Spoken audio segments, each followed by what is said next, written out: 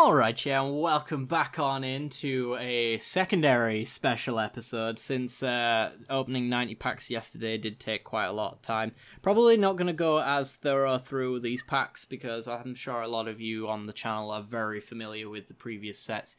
Probably just going to work through all of the rares and maybe the odd uncommon here and there, but for the most part, we're going to be opening up 45 packs of Rivals of Ixalan, and then another 45 packs of Ixalan, so I hope you enjoyed the journey. Here we go. Right off the bat, our rare is Rekindling Phoenix. Mwah! Beautiful, beautiful, and of course, a Hornswoggle. Moving on. So yeah, we're off to a really good start. And Azor the Lawbringer, I didn't have any of those actually. Don't know if he's playable. Ish. He's kind of alright. He's got Sphinx's Revelation as a secondary ability, but he's very easy to remove, to be perfectly honest. As difficult as his first ability makes it look like he might be, you know, quite durable, he's not, to be honest. The only lot Azor I've ever seen got destroyed pretty quickly, to be honest, so yeah. Like Cast Outs and Ixalan's Bindings are not instants and sorceries, so they're kind of the most played removal right now. Just goes to show. At least he won't get Settle the Wreckaged anyway, so there is that. Following that, Curious Obsession, very nice. We also get a rare wild card. I should point out this is the amount of mythics, rares, and uncommons that we got from the last time. So if you want to make a note of this at the end of this 45, if you want to know how many wild cards that you might get and things like that, then take a screenshot of that, because I will not remember those numbers. Let's go 10 mythics, 18 rares. Let's try remember it. Okay. After that, Slaughter the Strong. This has been used against me twice, and it was pretty good most of the time. Other than that, nothing too special in this pack. Direfleet Neckbreaker. Okay, pretty good. Forerunner, eh. Path of Metal. Probably unplayable in Standard. However, might be playable in Arena. I could make this work. I actually wanted a few of these recently, but never opened them and never wanted to use my wildcards. Look at me now, Mom. Look at me now. Alright. Mythic Rare, very nice. It can be whatever we want. I've got all the Scarab Gods I want. He says. Ooh, Brass's Bounty. When Kaladesh comes out, this is going to get played on the channel, don't you worry. So, 7 mana. For each land you control, create a colourless treasure artifact token with sacrifice this artifact, add 1 mana of any colour. So, you might think, yes, sure, it doubles your mana. It's not really all that it does, though, because if you have a Marionette Master down with 4 power, then each one of those tokens is 4 points of damage. And if you're casting Brass's Bounty on 7, that means you got 7 4 damage pings heading towards your opponent. You can do the math. They're not going to survive that. So Marionette Master, Brass's Bounty is a beautiful, beautiful little combo that I hope to pull off at some point soon.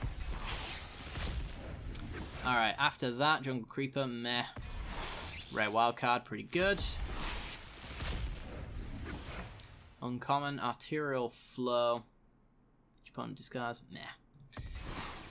Hadana's Climb, I think that's either the 3rd or 4th now, so we'll be dusting Hadana's Climbs pretty soon. That's pretty sweet. Something special's behind that magic card. Golden Demise, very nice. Kumena, I think that's my 2nd. Very nice. Siren Reaver. Maybe good in a Favourable Winds deck. I don't know if he's any good other than that, to be honest. He's a little off curve, I guess, if you play him on 4, but yeah, maybe Favourable Winds will play him. Rare wild card, very nice. Choops and Mistbinders immediately getting dusted. Oh yes, so we opened up the vault 4 times last episode, so I guess we're going to open it 4 more times again, who knows, although we'll have to see what because we're splitting our packs between different sets, so we'll be dusting a lot less, I guess, one would imagine, though I have been grinding a lot of this stuff anyway over the years. Okay, Forerunner, pretty good. Time Stream Navigator. I am very, very happy to see you. I'll be trying to make you work at some point. It's good in Godfarer's gift is Time Stream Navigator because she comes out with haste, and obviously you don't pay anything to get her out there, so you can actually take an extra turn straight after, similar to extra combat steps. A lot of fun stuff there. Storm the Vault. Still haven't tried to make anything work with this, but I think there's a lot of artifacts now that maybe the Vault of Catlacan is actually going to be something interesting to work with. Sea Red, Relentless Raptors. You need those for Path of Metal, I think. They're pretty good early game stuff. Tomb Robber, I don't like him. People do. I think people like him more than I do. I don't give him enough credit, I guess. Pride of Conqueror is pretty sweet. World Shaper, 4 mana for a 3/3. When it attacks, you may put the top 3 cards of your library into your graveyard. When it dies, put all land cards from your graveyard onto the battlefield tapped. In Dominaria, there is a 5 mana Simic Merfolk that draws cards and gains life equal to whenever a land enters play, so maybe you could combo World Shaper and that one together. I can't remember her name, but she's pretty interesting. Another Choop and Mistbinder. Doublet. And then we got Tilonali's Summoner. 2 mana for a 1/1 with Ascend. When it attacks, you may Fire Breathe it, for the most part. If you do, create X 1/1 red elemental creature tokens that are tapped and attacking. At the beginning of your next end step, exile those tokens unless you have the City's Blessing. It's actually really easy to get the City's Blessing with the Summoner. So, you know, maybe 1 or 2 of those hits are going to be for 1/1s that get exiled, but after that, they'll be back. They'll be back.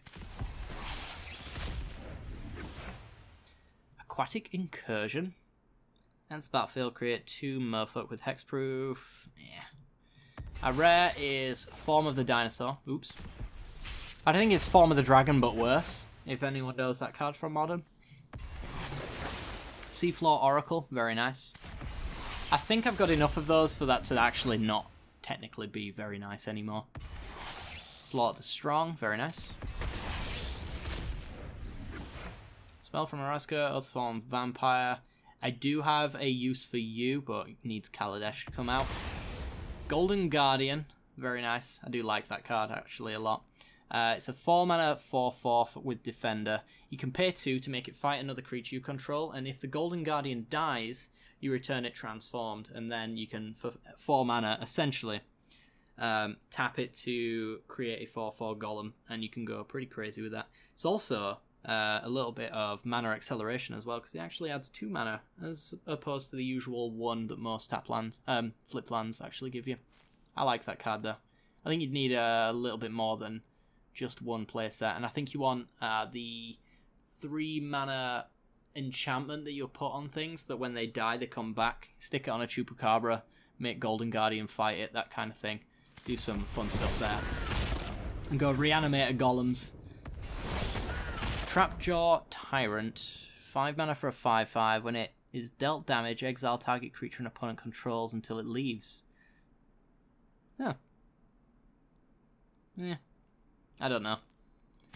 I think in the format now where there's the ability to give things -5/-5, that's probably not playable anymore. Zetalpa, though. Oh, yeah. With the Black Blade or whatever it's called from Dominaria. Yeah, stick that on this legendary for 3 mana. Woohoo! Do some fun stuff.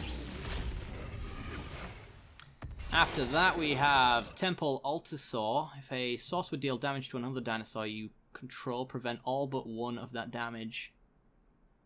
Not playable, but nice, I suppose. Another Neckbreaker, very nice. Have we actually... Did we get the Forerunner in the same pack as we got the Neckbreaker as well? That's very weird. Is it Arrival of Ixalan? Is it a small set, though? That might be the reason for it, and this might just be like confirmation bias. You know, seeing this twice in a row, and suddenly this must be... this must be definitely the Wizards' plans, but I don't think it is. Anyway. Moving onward. That's a lot of dusting. You can tell which packs we've been opening most of the month. Silent Gravestones. People have been playing this a little bit against Scarab God decks. It's not too bad, I suppose. Yeah. 2 wild cards, very nice, and a mythic rare wild card. So we were at 10 and 18 before, we're at 12 and 22 now. Very nice. Itali Primal Storm. You can't disregard as well, like this mythic rare thing seems a little small, but you can't really disregard the amount of rares and mythics we've been opening between the packs as well. So it's actually going a lot further than it may seem, I guess. This doesn't give it much justice. We're at 105 on Vault Progress as well, so I think we're probably going to open this maybe twice, maybe 3 times, I don't know. But 17 more Rivals of Ixalan packs to go. Foreigner Legion, yeah. Anything else? No. Tomb Robber, eh. Oh, that's a dinosaur. No, it's not. It's a Zord, the Lawbringer. Alright. Well, if you're going to have a mythic, you might as well have 2 of them at least. That's not too bad.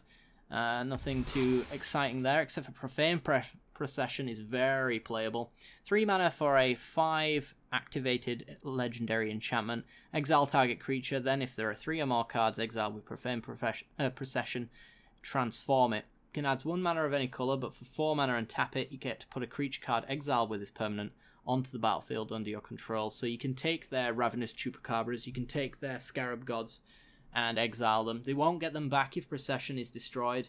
However, if you do decide that you want to use them, I probably wouldn't advise using the Scarab God, because if it dies, it'll go into their graveyard and back into their hand as part of his activated ability. So maybe I'd leave that underneath the Procession, but like a Chupacabra, 4 mana to tap, you know, pretty good. Sweeten a few control decks, I suppose. Thrashing Brontodon, not too bad at all. Admiral's Orders. So this is counterspell if you've attacked this turn. So it's only counterspell on your second main. Otherwise it's a cancel. I guess there's no reason to play cancel if you have this card. So, you know, cancel's seeing a lot of play. After that, Thunderherd Migration, cool. Mythic Rare, not too bad at all. What do you do? Prevent all combat damage that will be dealt to her. Interesting. Our rare is Dead Man's Chest, the best rare in the set. Actually, like, this card is awful. Don't get me wrong, this card is absolutely garbage tier. I would not wipe my ass with this card in paper. However, don't think I won't be playing it. I'll be playing it. Alright. Moving on. Nezahal, Primal Tide. With anyone who's played Arena knows that that card is pretty sweet. And next we get the rare wild card. Not too bad, I suppose. Shoops and some wild cards. And Direfleet Poisoner. Very good card, actually. Can surprise quite a lot of creatures in this format as well. It's a good way to get rid of Carnage Tyrant if you have no way of dealing with it. Otherwise, giving a Pirate Death Touch and then blocking a Carnage Tyrant, pretty good way to take it out. So if Dinos ever becomes a massive thing, or at least Carnage Tyrant sees a lot of play some Poisoners. Protean Raider, 3 mana for a 2/2 with Raid. If you've attacked with a creature this turn, you may have it enter the battlefield as a copy of any creature on the battlefield. It's not terrible, actually. It's not specifically mentioning creatures you control, so if your opponent has something disgusting and you've just gotten over with a flyer, or maybe just like suicided a token, you could steal something pretty sweet. I don't know about that one. It's kind of conditional, but conditional's how I roll, baby. Second Sanctuary, Arterial Flow, Jade Light Ranger, very, very good rare. I think it's probably one of the most expensive rares in this set. Maybe even in Standard, I'm not quite sure. Silvergill Adept, very nice. Another Kumena. Also, look at the lovely new borders as well. I was a little bit against them at first. They looked a bit weird. But they're growing on me. I'm not sure though. I kind of like them. Moving on. Forerunner of the Empire, very nice. Silent Gravestone. Where's my Polyraptors at, though? Deadeye Brawler and Mastermind's Acquisition. There's a few playable decks that use this card, but they're probably better in a best of 3 situation. I mean, you can still set up your own sideboard, so this can count as 15 other cards, which is one of the things. 15 other cards, except for their mana cost is 4 more, is how that one kind of reads. It's pretty cool. I like it. And we get Brass's Bounty number 2. I don't think I got any, actually, so yeah. I'm happy to have them, even though they're terrible in anything other than a Marionette Master deck. Slaughter the Strong. Not too bad. Stormfleet Sprinter. Human Pirate can't be blocked. So, okay, I suppose. Oh, beautiful. He's got the Time Stream Navigators. Give me more. Except for we can't have more now, because we've finished all of our Rivals of Ixalan. Moving over to Ixalan now. Oh yes, we should probably do a little check. We're on 13 Mythic Rares, we were on 10 before the 45, so we got pretty unlucky, I would say, on our wildcard rate. Although we didn't hit the pity timer amount. So I think 3 Mythics is the pity timer if you buy 90 packs. So we did technically do quite well on the Mythic Rares, and on the Rares we started at 18, so yeah, it's alright, I suppose. We did okay. Speaking of, rare wildcard, very nice. Drover of the Mighty, pretty useful. Oh, Vraska Relic Seeker, nice. Maybe even one of the best in this set as well. Elaborate Fire Cannon, Stormfleet Aerialist, very good for favourable winds decks. Some pirate decks might play it as well. Herald of the Secret Streams, you don't want more than 2 of these in a set, in a pack, in a deck. I'll get the word eventually, and I think I already do, so that's a bit of a dud. Kitesail Freebooter, solid. Maverin Fane, I only had 1, so I guess in a non-token vampire version. You don't want this in the vampire list that I showcased the other week. Definitely don't want that in here, but solid card otherwise. Pretty decent value. Thundering Spineback. Yeah. Hey, it's the Maze of Ith. Very nice. After that, we've got Deeproot Waters, number 4. Very nice. I might actually specifically build a Merfolk list around this. I'm not sure, though. We'll see. Sanguine Sacrament. This was before the NDA drop. I think this was a very obnoxious little card. Most people were playing 4 of this and just constantly playing them over and over again until our opponent conceded, essentially. After that, we got Kopala. We're getting so many Merfolk stuff. I'm done with Merfolk. Stop. Leave me alone, Merfolk. Tempest Caller. He is a wizard. Alright, so if you take your minds back to the first pack opening, I mentioned that there was a saga that said bounce all tapped creatures, and I was wondering, because it would be good in a wizard deck, if there was a way of flashing in a wizard, and I wondered if this creature was one of them. Being able to tap all creatures, you could turn that saga into a board wipe, kind of. A mass bounce spell, as it were. It wouldn't be worthwhile, but still, it's something to consider. Walker of the Wilds. Yeah. Wasn't playable before, certainly isn't now. Belligerent Barontodon. Okay. Bloodcrazed Paladin. Nah.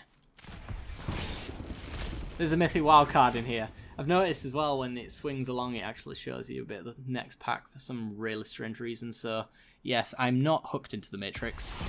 I actually just spotted it. Yeah, just watch it as it flies away as I drop a card. Pirate's Mana Leak. I like that card. Search for Canter. I think we all know that one's good, don't we? Alright, you ready? Tell me what rare we've got. Might not have seen it that time. I think it was a dino, though. I'm so good at this. Regisaur Alpha, very, very good. Don't have any of them. Wish I had more. Let's see. Ruin Raider. He's alright. It's Bad Bob, essentially. Unclaimed Territory, number 4. Very nice. Rare wildcard. Love it. Let's see. We're not actually dusting many commons. Apparently I didn't open as much Ixalan as I thought I had. Goring Ceratops. 7 mana for a 3/3 with double strike. When it attacks other creatures you control, gain double strike. It's good draftable, I suppose. I think Ixalan is coming in draft, so that'd be nice to see from a pull, I suppose. It's very expensive, though, but it is a win con. It's going to win you the game most times. Bishop of the Bloodstained. Maybe playable in Vampire tokens. I don't know. Sunbird's Invocation. Love, love, love this card. It's one of my favourite in the set. Whenever you cast a spell from your hand, reveal the top X cards of your library, where X is that spell's converted mana cost. You may cast a card revealed this way with converted mana cost X or less without paying its mana cost. So essentially, as soon as Sunbird's Invocation's down, any expensive spell is basically a spell and a half. Well, 2 spells, really. Depends on what you get. I'm calling it a half because you don't really get to decide what that spell is, but it's going to be something at least just as good, one would hope. I like to have that card around. Okay, after that we get Treasure Map. Also, Sunbird's Invocation with Brass's Bounty could hit Marionette Master, and that could just win you the game on the spot. So there is that as well. Treasure Map. Awesome, awesome, awesome, awesome little card. Probably want to go in quite a lot of decks. Not necessarily anything to do with treasures, but everybody needs card draw, and Treasure Cove's the way to go about it. This is a mythic. Vona, Butcher of Magan. Also, the universe is a simulation. I hope you realise that. Vona's pretty good. I think I've got 3 of her now, which is... kind of meh. This is a land. I've played this game too much. Stop me. Other than that, not too much to be excited about here. It's another land. It's Rootbound Crag. I can tell by the noises occasionally. For the record, I'm not an absolute genius. I'm only partially a genius. Yeah, whatever. Moving on. Ixalan. Let's do this. Draw over the Mighty. Nice.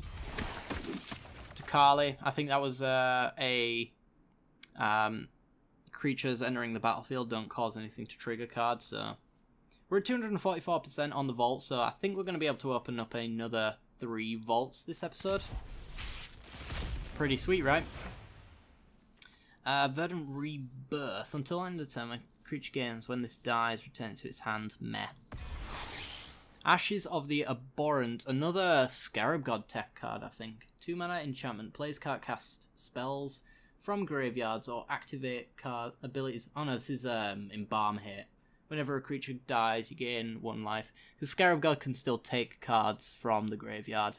So the Ashes won't do that. It's just you can't embalm things or eternalize things. So that's what this one hits. So if those ever become a thing in Standard that are just really obnoxious, which I doubt, then this is your hate for it. After that we have Vanquisher's Banner. Pretty sweet. Like it. Spell Pierce. Like it. Good to see you. It's a mythic. Yep. I think I've opened enough packs for the day, but we still have to keep going. Charging Monsters are solid. Everything else is a bit meh. Rare wildcard, very nice. Listen to that noise. It's the sound of a rare land. Yep. Alright. Well, that's definitely something piratey. Conqueror's Galleon. I don't know what I think about this card. I've seen it maybe played against me once and it died, so... yeah. I like the foothold, though. If you can flip that over, that's some pretty sweet card advantage. Yeah. The utility on it I really like. The crew 4, not so much. And the 2 power is easily blockable, essentially. Not too easily killed though. Having a 10 power booty is pretty sweet. I don't know. I kind of like it. And our rare is Daring Saboteur. Meh. I'll take it, I suppose, but I won't use it. Sanguine Sacrament, okay. After that, we have Regisaur Alpha number 2. Very nice. Trove of Temptation. Pretty good in a treasure-focused deck. I don't think there's any better use for it, though. I don't think it's playable, particularly, but having treasures is occasionally nice. If you can keep control of their creatures, then this is okay. Or if you have something pretty decent to block, anyway. Another Saboteur, sure. I think we all know what that sound is. Actually, it's not what I thought it was. I thought it was going to be some merfolky stuff, because I think they've all got the horn, right? 4 mana for a 4/3. When it deals combat damage to a player, it explores. I think it's a good explore card. Not much to say about it other than that. Fiery Cannonade. Another Honor Guard. There it is. We accidentally skipped over it earlier. We get, after that, Deep-Root Champion. Whenever you cast a non-creature spell, put a counter on this. Is there a way to transfer counters in Standard? Not sure. I know there was one in Duels, but was that in the set? I think it was. I don't know. You could see some interesting uses for Deep-Root Champion, I suppose. I can't think of them off the top of my head, but there you go. Dusted Deep-Root Waters, Verdant Sun's Avatar number 3. We then have second Vraska, very nice, love it. Pillar of Origin, rare wildcard, 8 packs left. Deadeye Quartermaster, such a library for an equipment or vehicle. I don't think so. It's not going to see play. Death God Scavenger, very nice. Scarab God Tech. It's essentially scavenging ooze, but not as good in many different ways. Heartless Pillage, do like that card. Another champion, sure. Sorceress Spyglass. So this is also Scarab God here as well. Look at opponent's hand, choose any card name. Activate abilities of sources with the chosen card name. Can't be activated unless they're mana abilities. So you can turn off Scarab Gods with this, essentially. I thought this was the one that said you can't cast it either, but maybe I'm wrong. I thought it was like a Nevermore effect, something like that. Who knows? I'm sure there was one card that does that in this format. Burning Sun's Avatar, meh. Looks like an exciting dinosaur, but it isn't. God damn it. I hate you, RNGesus. I hate you so much. Alright. Shadowed Caravel. Pretty good explore card, actually. It's really good if your opponent's running sorcery speed removal. This guy gets out of hand quite quickly.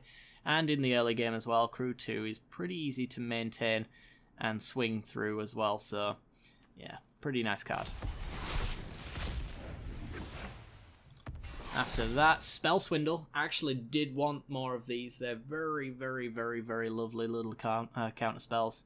Essentially, you can make them free if your opponent casts something high enough. Final pack before we end off the episode and check out our vault. Fiery Cannonade has been completely dusted. Very nice. Our final rare is Tilanali's Skin Shifter. 3 mana for a 0/1 with haste. When it attacks, it becomes a copy of target non-legendary attacking creature. I think the non-legendary is a deal breaker now that Dominaria is out. Because there's going to be a lot of legendary creatures. So, yeah, I don't know if you're ever going to see this one getting played. I'm not sure what you'd want to copy, to be perfectly honest. I suppose you could copy... his name's escaped me again. He keeps escaping my grasp. What is his name? The Exert dude. The Exert Mythic. Combat Celebrant. I suppose you could copy him exerting him, then the other guy copies Combat Celebrant, and then the copy exerts, untapping Combat Celebrant, and then they can swing. You can't go infinite with that, of course, because Combat Celebrant has some very clever wording. It says, if it hasn't been exerted this turn, you may exert it as it attacks. When you do, untap all of the creatures. So it stops it from being exerted twice, essentially, and being untapped and abused in that manner. But if you can keep creating copies of it, then that's not really much of an issue, is it? So at the end of that, I think we were 10 and 18 on rares and mythics. Not in that order. We're at 15 and 27 on mythics and rares now. 73 uncommons, 53 commons. There's nothing that I can't have at this point, I feel, which is pretty good. As far as our vault, we got 3 vault openings for 45 packs. That's pretty good. So, as I mentioned in the previous video for this, you get 3 uncommons, 2 rares, and 1 mythic every single time you open the vault. They want you to open this every month, so I've essentially opened 3 months worth of vaults at this point. Well, this will be 6 months worth of vaults. But there you go. Some more stuff, and some more stuff. A grand total of 18 mythics, 33 rares, 82 uncommons, and 59 commons. And we still have another 45 Hour of Devastation and 45 Armand Ket left to go. So, yes, I do hope you guys have enjoyed this episode, because there will be a third and final one for Hour of Devastation and Armand Ket, and hopefully we'll be able to build some sweet decks. I know we will be able to build some sweet decks. There's no way I can't build a tier 1 deck at this stage right now, so that's pretty good. We'll be going into doing some matchups and things like that, getting rid of some of these dailies. I need to do those at some point. I've not really had much time to play, to be perfectly honest, which is why they've stacked up the way that they have, but yeah, let's get back on it, shall we? Alright guys, thanks very much for watching. Like, subscribe, hit that little bell icon, share the video if you did enjoy the video, and I will see you all tomorrow for some more pack openings. Alright guys, see you later.